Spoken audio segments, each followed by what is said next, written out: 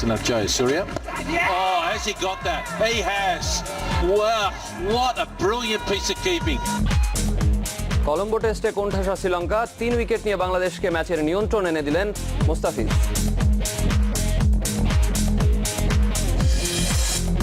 One day series খেলতে শ্রীলঙ্কা গেলেন মাশরাফি সহ 4 ক্রিকেটার। 3 দিনের সফরে ঢাকায় চ্যাম্পিয়ন্স ট্রফি। সাইফের 87 সত্ত্বেও দ্বিতীয় প্রস্তুতি ম্যাচে ব্যাকফুটে নাসিরের লাল দল। চলছে ঢাকা প্রিমিয়ার লিগের শেষ দিনের দলবদল।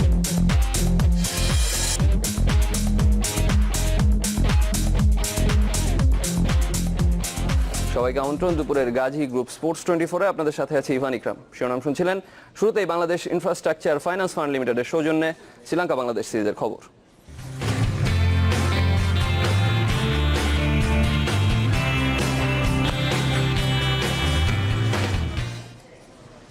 বোলারদের হাত ধরে আবারও ম্যাচের নিয়ন্ত্রণে বাংলাদেশ। চাপে স্বাগতিকরা। সবশেষ সংগ্রহ 6 উইকেটে 195 রান। বিনা উইকেটে 54 রান নিয়ে চতুর্থ দিন শুরু করে লঙ্কানরা। দলের খাতায় 3 রান যোগ হতেই হারায় উপুল থারাঙ্গার উইকেট। 26 রান করা ওপেনারকে ফেরান মেহেদী হাসান মিরাজ। দ্বিতীয় উইকেটে কুশল মেন্ডিসকে নিয়ে 86 রানের জুটি গড়েন করুণারত্নে। 143 রানে মোস্তাফিজের বলে রিভিউতে আউট হন মেন্ডিস। 165 রানে ফিজের দ্বিতীয় শিকার আগের ইনিংসের সেঞ্চুরিয়ান দিনেশ চান্দিমাল। এরপর 11 রান যোগ হতেই আঘাত হানেন সাকিব, ফেরান আসেলা গুণারত্নেকে। মোস্তাফিজের তৃতীয় শিকার ধনঞ্জয় ডি সিলভা, দলীয় 176 রান। তবে উইকেটের এক প্রান্ত আগলে পঞ্চম সেঞ্চুরি তুলে নেন দিমুথ করুণারত্নে। তবে সাকিবের দ্বিতীয় শিকার হয়ে নিরোশান ডিগভেলা ফিরলে আরও ব্যাকফুটে চলে যায় লঙ্কানরা।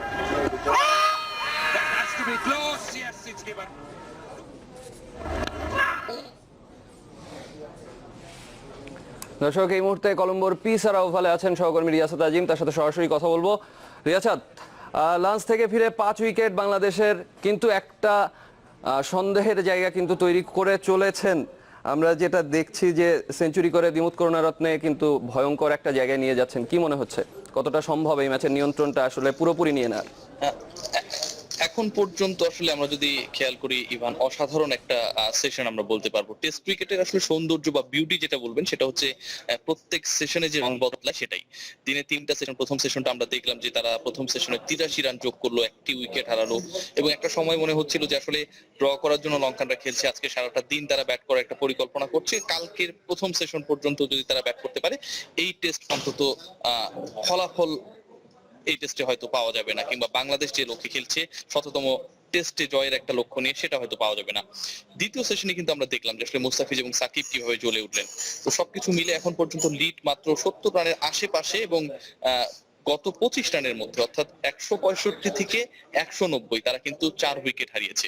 বাংলাদেশের বোলাররা যদি এই চাপটা অব্যাহত রাখতে পারেন এবং এই মুহূর্তে সেট ব্যাটসম্যান হিসেবে যিনি রয়েছেন তাকে যদি ফেরাতে পারেন, কাজটা কিন্তু খুব বেশি কঠিন হবার কথা না।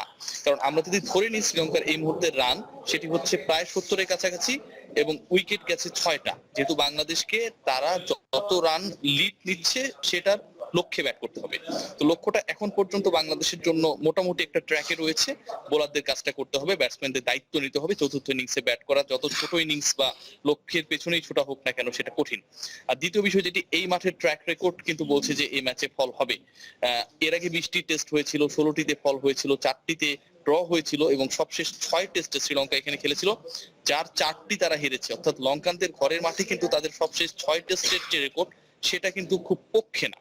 বাংলাদেশের সেই সুযোগ কাজে লাগাতে হবে, যে টেম্পারমেন্ট রয়েছে সেটাকে ধরে রাখতে হবে এবং এখন পর্যন্ত যেভাবে খেলছে সেভাবে খেললে 100তম টেস্টে হয়তো বাংলাদেশের যে কাঙ্ক্ষিত জয়ের লক্ষ্য সেটা পূরণ হওয়া সম্ভব।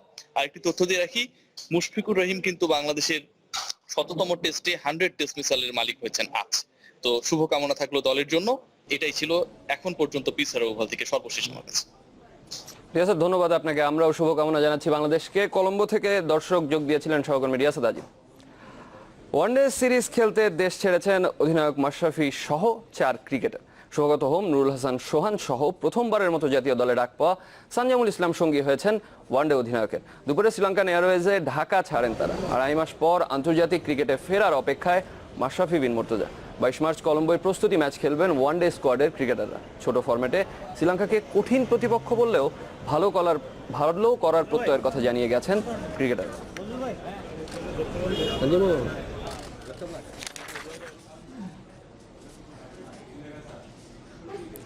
3 দিনের সফরে এখন ঢাকায় আইসিসি চ্যাম্পিয়ন্স ট্রফি। অংশগ্রহণকারী 8 দেশে প্রদর্শনের অংশ হিসেবে এখন অবস্থান করছে বাংলাদেশে।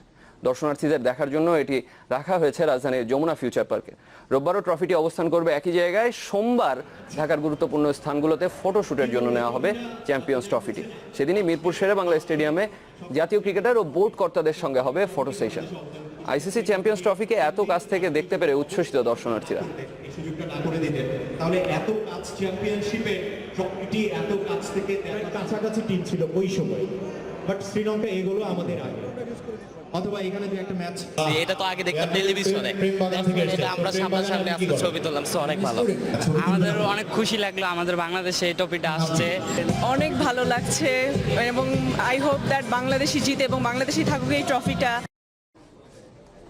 দর্শক, আপনারা জানেন ইমার্জিং কাপের প্রস্তুতি ম্যাচ চলছে। সেখানে বিসিবি লাল দলের দেয়া 247 রানের লক্ষ্যে ব্যাট করছে বিসিবি সবুজ দল। শেষ খবর পর্যন্ত তানভীর হায়দারের দলের সংগ্রহ 1 উইকেটে 102 রান। ফতুল্লায় প্রথমে ব্যাট করে 49 ওভার 2 বলে 246 রানে অল আউট হয় নাসিরের লাল দল। এ ম্যাচে উজ্জ্বল সাইফ হাসান করেছেন 87, ইয়াসির আলীর ব্যাট থেকে আসে 48, আবুল হাসান 28, মোহাম্মদ মিঠুন 9 আর নাসির হোসেন করেন 6 রান। সবুজ দলের আবু জায়েদ ও নাইম হাসান নেন 3টি করে উইকেট। জবাবে উদ্বোধনী জুটিতেই 80 রান তোলেন মেহেদি মারুফ ও আজমির আহমেদ। মেহেদি 38 করে ফিরলেও হাফ সেঞ্চুরি তুলে নিয়েছেন আজমির। রোববার ইমার্জিং কাপের স্কোয়াড দেবেন নির্বাচকরা। 27 মার্চ শুরু হতে যাওয়া টুর্নামেন্টে গ্রুপ বিতে হংকং, নেপাল ও পাকিস্তানের বিপক্ষে খেলবে বাংলাদেশ।